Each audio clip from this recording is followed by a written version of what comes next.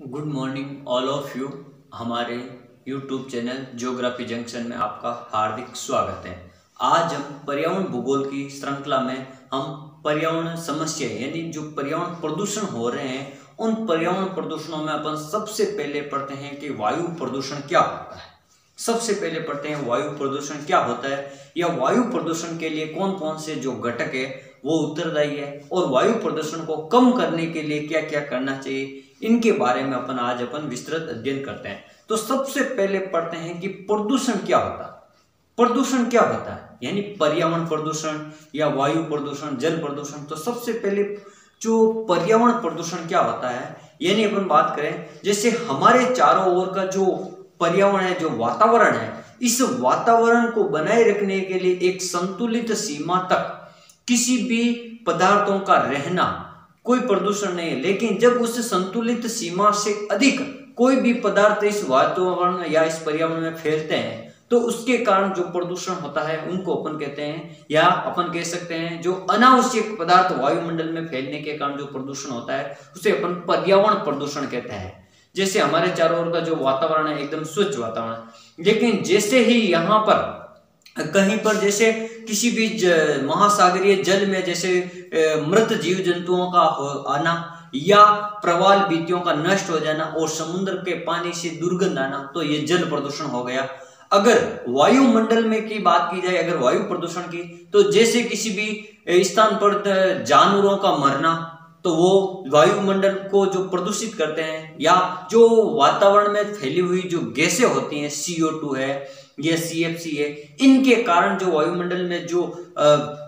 तापमान में वृद्धि होती है, इनके कारण जो वायुमंडल का जो तापमान में वृद्धि के कारण जो वायुमंडल का बैलेंस है, जो संतुलन बिगड़ जाता है, उसके कारण, या अपन कह सकते हैं वायुमंडल में जो ज्वालामुखी से जो राख है, धुआं है या गैसें हैं, इनके कारण जो अपन की जो दृश्यता है, वायुमंडल में जो देखने की क्षमता है, दृश्यता, वो कम हो जाती है इनके कारण। तो इसके कारण जो अनावश्यक तत्वों के मिल जाने से जो प्रदूषण होता है उसको अपन कहते हैं वायु प्रदूषण कहते हैं। तो सबसे पहले बात करते हैं पर्यावरण प्रदूषण। इसकी अपन एक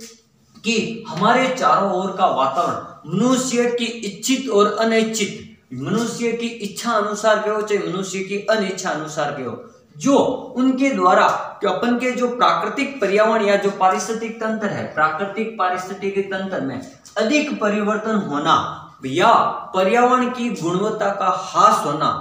पर्यावरण की गुणवत्ता का ह्रास होना, जो मानव के लिए दूर यानी दूरगामी परिणामों के लिए दुष्परिणाम हो सकते हैं, या जो मानव के लिए दूरगामी हानिकारक हो सकते हैं, इस प्रकार के प्रदूषण को अपन कहते हैं पर्यावरण प्रदूषण कहते हैं। जो मानव को आज नहीं लगता है कि प्रदूषण हो रहा है, लेकिन जब मानव थोड़े समय बाद में जब वो उन्हीं का जो अनावश्यक पदार्थों से जो प्रदूषण होगा, जो मानव के लिए खतरा होगा, तो इस प्रकार ये जो वातावरण में फैलने वाले अनावश्यक पदार्थों को ही अपन क्या कहते हैं, पर्यावरण प्रदूषण कहते हैं। अब सबसे पहले आज अपन पढ़ते हैं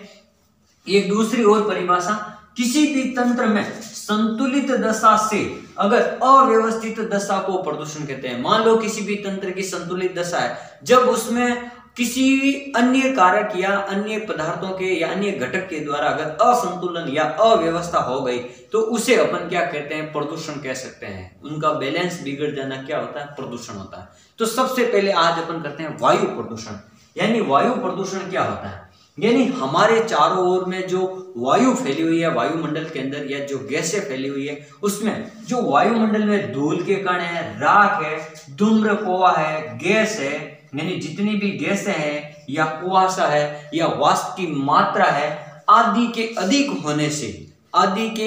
होने से या अनावश्यक तत्वों के अधिक होने से जो वायु में जो मानव के लिए जो श्वास लेने के लिए जो ऑक्सीजन है, या मानव या अन्य जीव जंतुओं के श्वास लेने में अगर तकलीफ हो रही है या परेशानी हो रही है, तो इस प्रकार से जो अनावश्यक पदार्थों के मिलने से वायु में इस प्रकार के प्रदूषण को अपन क्या कहते हैं, वायु प्रदूषण कहते हैं। अपन अगर साधारण भाषा में कहें तो वायुमंडल में जितने भी अनावश्यक पदार्थ हैं उनके कारण मनुष्य व जीव जंतुओं के जीवन पर जो हानिकारक प्रभाव पड़ता है वो हानिकारक प्रभाव पड़ता है। यह हानिकारक क्यों प्रभाव पड़ता है, क्योंकि जो वायुमंडल में जो श्वास लेने के लिए ऑक्सीजन है वो अगर प्रदूषित हो जाएगी तो मानव श्वास लेने की तकलीफ हो जाएगी, जीव जंतुओं के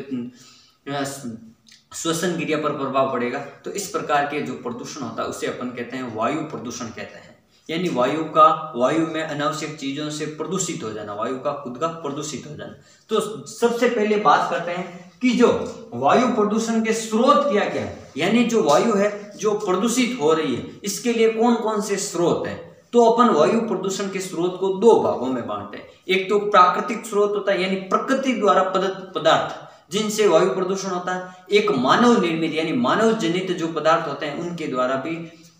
वायु प्रदूषण होता है। सबसे पहले अपन प्राकृतिक जनित की बात करते हैं, जैसे ज्वालामुखी फूटा, जैसे किसी भी स्थान पर ज्वालामुखी फूटा तो ज्वालामुखी से निकलने वाले राख, गैस, धूल के कण, जल वाष्प या अन्य कई जो जहरीली गैसें होती हैं उनके कारण जो वायु में प्रदूषण होता है या जो वायु प्रदूषित होती है, इस प्रकार के सभी स्रोतों को अपन प्राकृतिक स्रोत की श्रेणी में रखते हैं। वायुमंडल में यानी जैसे ज्वालामुखी फटा, उसके कारण जो वायुमंडल में जो रेत के गुब्बारे यानी रेत के तूफान आने के कारण, या जब वन अग्नि यानी वनों में जब अग्नि लग जाती है अपन उसको कहते हैं दावानल। तो वो दावानल के कारण क्या होता है, जो जीवाश्म ईंधन यानी जो लकड़ियां जलती है वनों की, वो लकड़ियां कभी अपूर्ण रूप से जलती है तो उनके साथ जो धुआं निकलता है उस धुएं से जो वायु में प्रदूषण होता है। तो ये भी एक वायु प्रदूषण का कारक है। या अपन कह सकते हैं फूलों के पराग, यानी जो फूल वनस्पति के जो फूल लगते हैं उनके पराग के कारण भी जो वायु का प्रदूषण होता है या जो वायु प्रदूषित होती है। अपन कह सकते हैं कुछ ऐसे भी फूल होते हैं जो वायु को प्रदूषित भी करते हैं। अगली बात अपन बात करते हैं साल्ट स्प्रे। साल्ट स्प्रे का मतलब ये होता है जो समुद्री क्षेत्र है, जो महासागरीय क्षेत्र है, वहां पर जो लवणीय फुहार है, यानी जो महासागरों की जो लवणता की जो दुर्गंध आती है, अपन कहते हैं जो पानी जो खारा होता है उसकी दुर्गंध आती है। जैसे अपन सांबर झील से निकलते हैं तो एक अलग प्रकार की स्मेल आती है, तो उसमें वही एक है जो दुर्गंध है उसके कारण, यानी लवणीय जो लवण के कारण जो वायुमंडल में जो सुगंध होती है या वायु प्रदूषित होती है उसे अपन क्या कहते हैं, लवणीय स्प्रे कहते हैं या साल्ट स्प्रे कहते हैं, नमक के कारण। फिर अगर अपन ये तो हो गए प्राकृतिक स्रोत, अब अपन अगर मानव स्रोत यानी मानव जनित स्रोत कौन कौन से हैं, सबसे पहले बात करते हैं उद्योग धंधे। यानी मानव ने जो उद्योग धंधे लगाए उन उद्योग धंधों में जैसे जो रोज निकलने वाला जो कोयले के या जीवाश्म ईंधन के कारण जो रोज धुआं निकलता है उस धुएं के कारण या जहरीली गैसों के कारण, या उद्योग धंधों में जो पानी काम में लिया जा रहा है उस पानी की दुर्गंध से। फिर अपन बात की जाए कारखाने, स्वचालित वाहन, जो मानव द्वारा चलाए जाने वाहन है या स्वचालित वाहन है, उनसे निकलने वाले धुएं से भी जो कार्बन मोनोऑक्साइड या कार्बन डाइऑक्साइड की मात्रा को बढ़ा देते हैं, या अन्य जहरीली गैसों की वजह से, या वायुयान, जो वायुयान है वायुयान के धुएं से जो वायु प्रदूषण भी होता है। फिर बात की जाए कृषि व ताप शक्ति गृह, यानी जो जितने भी विद्युत शक्ति गृह, तापीय शक्ति गृह हैं उनसे निकलने वाले हानिकारक पदार्थ या हानिकारक धुएं के कारण जो भी वायु में प्रदूषण होता है वो सभी मानव जनित वायु प्रदूषण के स्रोत माने जाते हैं। यानी ये अपने पढ़े, यानी वायु प्रदूषण के स्रोत, मानव निर्मित स्रोत और प्राकृतिक स्रोत, इनमें अलग अलग बांटा गया है। अब अपन बात करते हैं अगली कि वायु प्रदूषण के प्रकार कितने होते हैं, कि वायु प्रदूषण के प्रकार कितने होते हैं, कितने प्रकार से वायु प्रदूषण हो रहा है। अगर प्रदूषकों के आधार पर बात की जाए तो मुख्य रूप से दो प्रकार के, यानी प्रदूषकों के आधार पर अगर बात की जाए तो मुख्य रूप से प्रदूषकों के आधार पर दो प्रकार के वायु प्रदूषण होता है, एक गैसीय वायु प्रदूषण, एक कणिकीय वायु प्रदूषण। अब ये क्या होता है गैसीय वायु प्रदूषण, यानी जितनी भी जो गैसें होती हैं वायुमंडल में फैली हुई, अगर किसी भी गैस की मात्रा अधिक हो जाए, जितनी होनी चाहिए अनुकूलन से अधिक हो जाए, एक सीमा से अधिक हो जाए, तो उन गैसों के कारण जो वायुमंडल में प्रदूषण होता है, जैसे अपन बात करें भोपाल गैस त्रासदी की, MIC मिथाइल आइसोसाइनेट, अगर वहां पर रोज जैसे काम चलता था कारखाने में वैसे ही चलता था, लेकिन जब उस गैस के विस्फोट के कारण उस गैस की जो मात्रा थी वो अधिक हो गई वायुमंडल के कारण, उस वायुमंडल में अधिक होने के कारण वहां के जो वातावरण है, वो जो हवा है वो जहरीली हो गई, और उस हवा के जहरीली होने से कारण वहां जो कारखाने या उद्योग में जो काम करने वाले मजदूर उनका दम घुटने से मृत्यु भी हो गई, यानी बहुत बड़ा जन हानि हो गई थी। तो इस प्रकार ये गैसों के कारण भी वायु प्रदूषण होता है। अगली बात करते हैं अपन कणिकीय वायु प्रदूषण यानी कणों के, जैसे ज्वालामुखी के द्वारा जो निकलने वाले कण है वायुमंडल में, जैसे अपन कहते हैं एरोसेल है, धुआं कण है, राख कण है, या और छोटे बड़े कई सारे कणों के आकार के आधार पर, कणों के आधार पर जो वायु में प्रदूषण हो रहा है उनको अपन कहते हैं कणिकीय प्रदूषण। फिर अपन बात करें प्रदूषकों के स्रोत के आधार पर, स्रोत के आधार पर कई प्रकार के प्रदूषण होते हैं। जैसे पहली बात की जाए स्वचालित वाहनों से, यानी जितने भी ये जो अपन के स्वचालित वाहन है, जो मानव द्वारा निर्मित जो वाहन है, इनसे जो धुआं निकलता है या जो धुएं के साथ में अन्य जो गैसें हैं या उनके कारण जो प्रदूषण हो रहा है वो वायु प्रदूषण।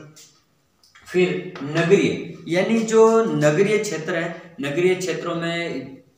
जो वाहनों के धुआं भी हो गया, कल कारखाने भी हो गए, उनके कारण जो प्रदूषण हो रहा है वो नगरीय क्षेत्र के कारण जो धुआं हो रहा है, नगरों के ऊपर धुआं, उनके कारण जो प्रदूषण हो रहा है उसको अपन कहते हैं नगरीय प्रदूषण। या अपन योगों को पढ़ लिया, तापीय प्रभाव पढ़ लिया। नाभिकीय वायु प्रदूषण क्या होता है, जैसे अपन नाभिकीय परीक्षण करते हैं जो बम वगैरह बनाने के लिए, उनके कारण जो प्रदूषण हो रहा है उनको अपन क्या कहते हैं नाभिकीय प्रदूषण। जो वायु मंडल यानी वायु के अंदर जो बम, जो परमाणु बम छोड़े जाते हैं उनके द्वारा, आजकल जो परमाणु बम है अब जो जल में छोड़ने लगे, यानी महासागरों में जो परमाणु परीक्षण करने लगे, इससे थोड़ा कम होता है, लेकिन यहाँ पर अगर वायु में करेंगे तो वायु प्रदूषण होगा।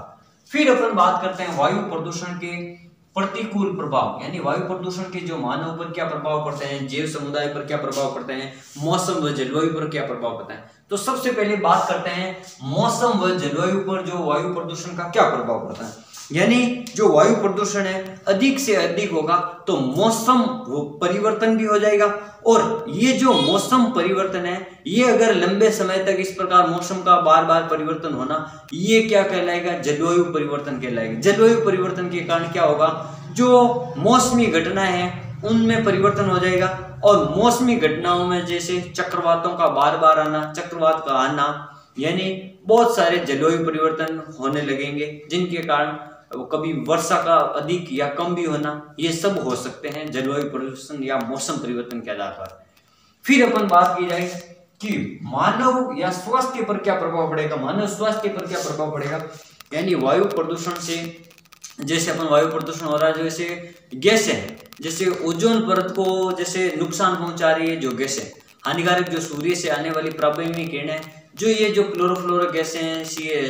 CO2 है, कार्बन डाइऑक्साइड है, ये जो गैसें हैं, कार्बन मोनोऑक्साइड, ये जो ओजोन परत को क्षति पहुंचाने का काम करती है। अगर ये ओजोन परत को क्षति पहुंचाएगी तो जो किरणें आती है, जो प्राकृतिक किरणें, इनके कारण जो मानव स्वास्थ्य पर जो वायुमंडल के कारण जो प्रभाव पड़ेगा, जो वहाँ की वायु है जो प्रदूषित हो जाएगी, और वही वायु या जो किरणें होती हैं उनके कारण जो मानव में कैंसर या त्वचा रोग वगैरह हो सकते हैं। यानी इस प्रकार ये अपन ओजोन गैस की, यानी ओजोन परत को भी क्षति नहीं पहुंचाने वाली गैसें काम में लेनी चाहिए। तो उसके कारण जो मानव स्वास्थ्य पर भी वायु प्रदूषण का बहुत ही गहरा, और अगर वायु प्रदूषित हो जाएगी तो मानव को सांस लेने में तकलीफ आएगी, और CO2 और ऑक्सीजन दोनों का जो बैलेंस बिगड़ जाने के कारण, अगर वायुमंडल में CO2 की मात्रा अधिक है तो भी वायु प्रदूषण होगा, और अगर ऑक्सीजन की मात्रा कम है तो भी वायु प्रदूषण होगा। इसके लिए अपन को फिर अगली बात करते हैं जैव समुदाय पर क्या प्रभाव पड़ेगा। जितने भी जीव जंतु है या जो मानव समुदाय, तो जीव जंतु और जो पेड़ पौधे हैं जो भी श्वास लेते हैं, अगर वायु प्रदूषित हो जाएगी तो उन सभी जीव जंतुओं के श्वास लेने में तकलीफ आएगी। जैसे समुद्री जीव है या वन्य जीव है, तो उनके श्वास लेने में अगर तकलीफ आएगी तो उनमें जो रोग होंगे और उन रोगों से उनकी मृत्यु होने लग जाएगी। वायु प्रदूषण से जो श्वसन तंत्र है उनके ऊपर सबसे अधिक प्रभाव पड़ेगा, और उनके कारण उनकी मृत्यु भी हो सकती है। इस प्रकार वायु प्रदूषण से अपन कह सकते हैं कि मौसम व जलवायु पर प्रभाव पड़ता है, मानव स्वास्थ्य पर प्रभाव पड़ता है, जैव समुदाय पर प्रभाव पड़ता है। अगली बात करते हैं कि वायु प्रदूषण के नियंत्रण के लिए क्या क्या उपाय किए जाने चाहिए। तो सबसे पहले अपन वायु प्रदूषण के नियंत्रण के लिए जो सरकार व आम जनता द्वारा जो जागरूकता अभियान चलाकर वृक्षारोपण कार्यक्रम को अधिक से अधिक चलाया जाना चाहिए, या जो वायु प्रदूषित होने वाले जो गैसें हैं या असामाजिक अनावश्यक पदार्थ हैं उनके बारे में लोगों में जागरूकता लानी चाहिए, ताकि जिससे वायु प्रदूषण कम से कम हो। जैसे अपन वायु प्रदूषण जन जागरूकता, जैसे पंजाब या हरियाणा में जो हरियाणा के जो नहरी क्षेत्र में जो खेत होते हैं उनके कारण जो पराली होती है, पराली जो कृषि यानी फसल काटने के बाद का जो कूड़ा करकट रहता है, उनको अगर जलाने से जो वातावरण या जो दिल्ली पर जो गहरा प्रभाव पड़ता है, जो धुंध जैसा प्रभाव पड़ता है, यानी उनके जलाने से जो वायु के गुबार में जो प्रदूषित हो जाता है, वायुमंडल पूरा प्रदूषित हो जाता है। तो इस प्रकार उनके में जन जागरूकता फैलाने कर इस प्रकार उनको कम किया जा सकता है। और दूसरी बात करते हैं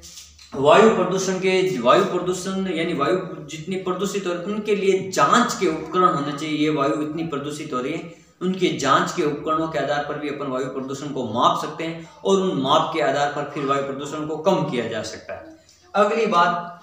सौर ऊर्जा संचालित वाहनों का उपयोग किया जाना चाहिए। यानी जितने भी जो पेट्रोल है, डीजल है, जो वायुयान है या मोटर वाहन है, रेलगाड़ियां हैं, जितने भी जीवाश्म ईंधन से चलने वाले जो वाहनों को सौर ऊर्जा चलित कर देना चाहिए ताकि कम से कम वायु प्रदूषण हो। क्योंकि जीवाश्म से यानी पेट्रोल, ईंधन, कोयला, इनके जलने से कार्बन मोनोऑक्साइड की मात्रा, इनकी मात्रा बढ़ेगी तो वायु प्रदूषण होगा। तो इसको कम करने के लिए सौर ऊर्जा संचालित या नए ऊर्जा के वैकल्पिक स्रोतों का प्रयोग करना चाहिए। फिर बात की जाए ओजोन परत को सही पहुंचाने वाली गैसों को, यानी जो क्लोरोफ्लोरोकार्बन है, इनकी मात्रा में कमी कर देनी चाहिए। जैसे एसी है, फ्रिज है, जितने भी जो प्रदूषक गैसें निकलती है जिनसे, उन गैसों के स्थान पर दूसरी वैकल्पिक गैसों का प्रयोग किया जाना चाहिए। जो हैलोजन गैसें होती हैं, हल्की गैसें होती हैं, उनका प्रयोग किया जाना चाहिए ताकि वायु प्रदूषण कम से कम हो। फिर बात करते हैं महानगरों में वाहनों को कम करके, वाहनों को कम करें, यानी जो बड़े बड़े दिल्ली, मुंबई, कलकत्ता, चेन्नई, जो बड़े बड़े महानगर है, वहां पर वाहनों की संख्या अधिक होने से, वहां पर जो ट्रैफिक है, उनकी वाहनों की संख्या अधिक होने से जो वाहनों के धुएं से जो प्रदूषण होना, उनको कम करने के लिए बड़े बड़े शहरों में जो मेट्रो ट्रेन चलाई जानी चाहिए ताकि वाहन कम हो और उन्हें 1-2 मेट्रो ट्रेनों की सहायता से ज्यादा आवागमन हो ताकि वहां पर जो धुआं है, जो वायु है, वो प्रदूषित कम हो मेट्रो ट्रेनों के संचालन से।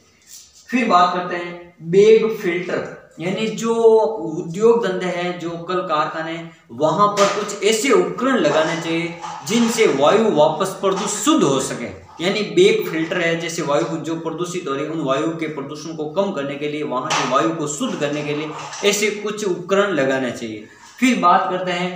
धुएं को साफ करने के लिए साइक्लोन स्पेल्टर, धुएं को साफ करने के लिए कुछ ऐसे यंत्र जो उद्योग धंधे हैं या कल कारखाना उनके पास लगाने चाहिए जिनसे जो वायु प्रदूषण है, जो गैस वायु में जो प्रदूषित होता है, उनके उपकरणों की सहायता से उनको कम किया जा सके। इस प्रकार अपन कह सकते हैं कि कुछ ऐसे नए वैकल्पिक स्रोत होने चाहिए जिनसे वायु प्रदूषण को नापा जा सकता है, वायु प्रदूषण या वायु प्रदूषित को कम किया जा सकता है। इन सारी व्यवस्थाओं के तहत अपन वायु प्रदूषण को कम कर सकते हैं।